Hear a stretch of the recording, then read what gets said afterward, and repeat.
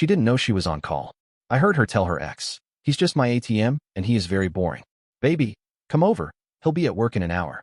An hour later, I walked in on them, in my bedroom. I didn't say a word. I just watched her life fall apart. I'm Ethan, 34, emergency room doctor in Denver. Long shifts, constant adrenaline, a steady hand, and what I thought was a steady life. My wife Grace and I had been married for just over 2 years. We met through mutual friends at a hospital charity event.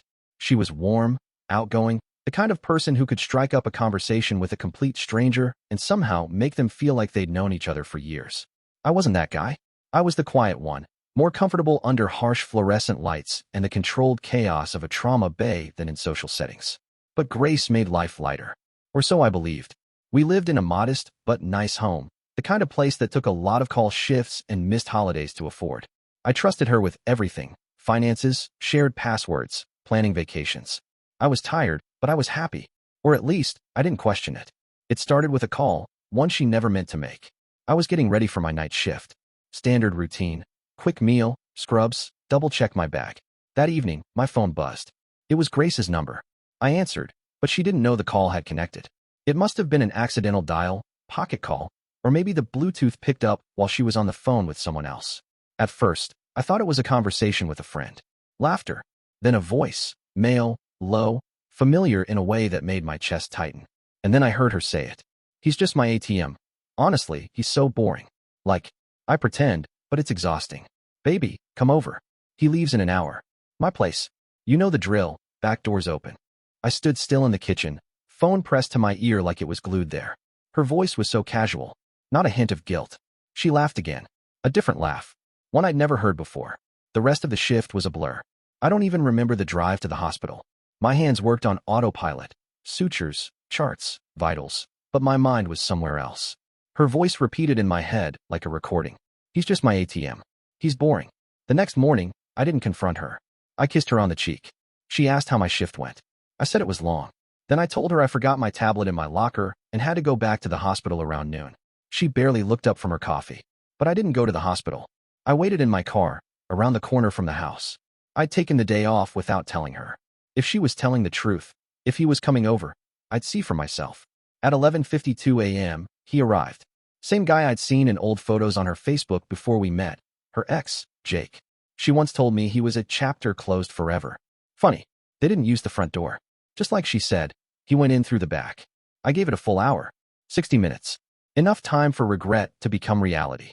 At 12:57, I walked in through the front door. Quiet. No anger.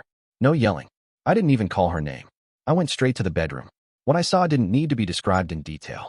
You get the picture. Clothes half off. Her eyes went wide. His face turned pale like he'd seen something that didn't fit the script in his head. She sat up, mouth open, but I didn't stop walking. I set my phone down on the dresser. Still recording. I looked at her and said, "I took the day off today." She froze. Not in fear. In confusion. She didn't understand the storm that had already begun, one she'd never get out of. I didn't yell. I didn't even raise my voice.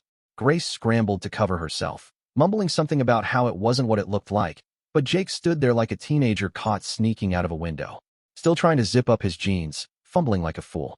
I said nothing. Instead, I reached for the small box on my nightstand and pulled out the ring I'd taken off that morning. I held it between my fingers for a second, then placed it neatly on the dresser next to my phone. Jake tried to speak. "Look, man, I didn't know." I cut him off. "You knew. She called you." I heard it.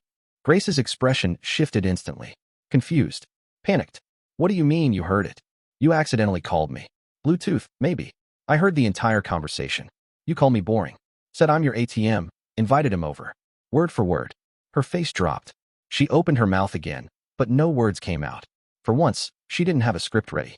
I stepped back. "You have 10 minutes to get out. Both of you." Grace shook her head, reaching for me. "Ethan, no. Please. This was a mistake. I didn't mean to hurt you. I swear I didn't plan this. It just happened." I smiled. "That's funny. Because according to the call, it was planned right down to the hour." Jake muttered something under his breath and tried to slip out. I didn't stop him. He wasn't my problem. He never was. He was just a guest in the wreckage she created. Once he was gone, Grace followed me into the hallway, still barely dressed. "Ethan, please. Talk to me. I love you. This doesn't have to end like this."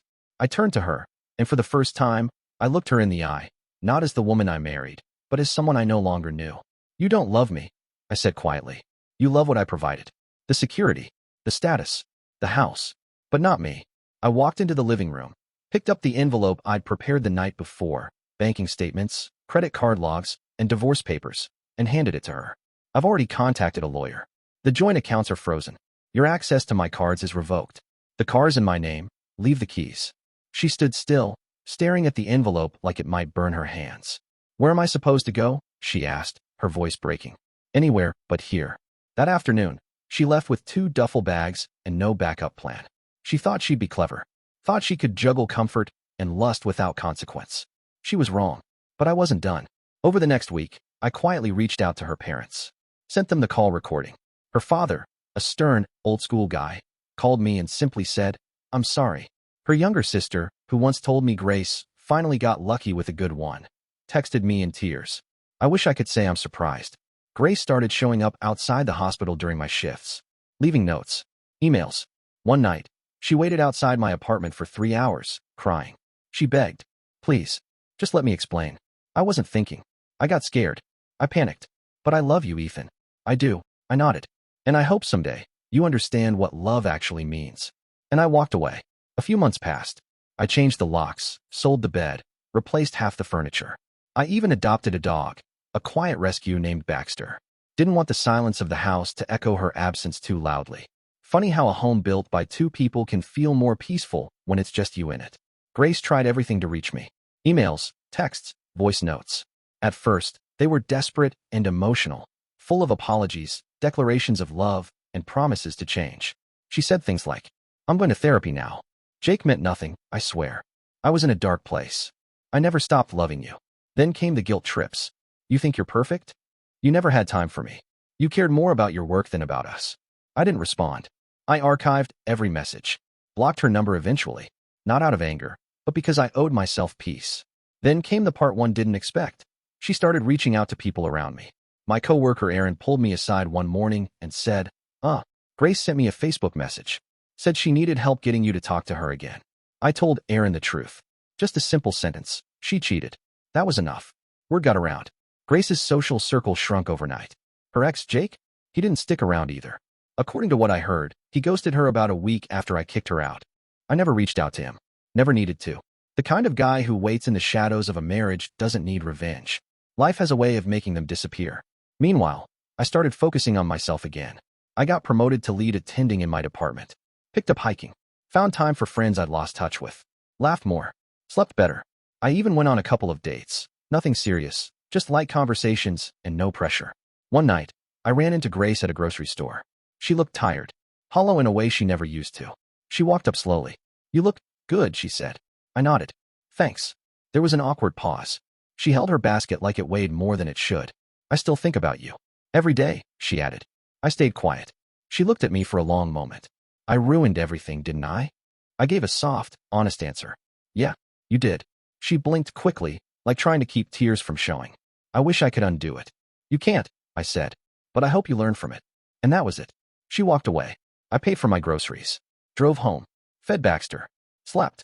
Not because it didn't hurt anymore, but because it didn't own me anymore. Grace thought I was boring.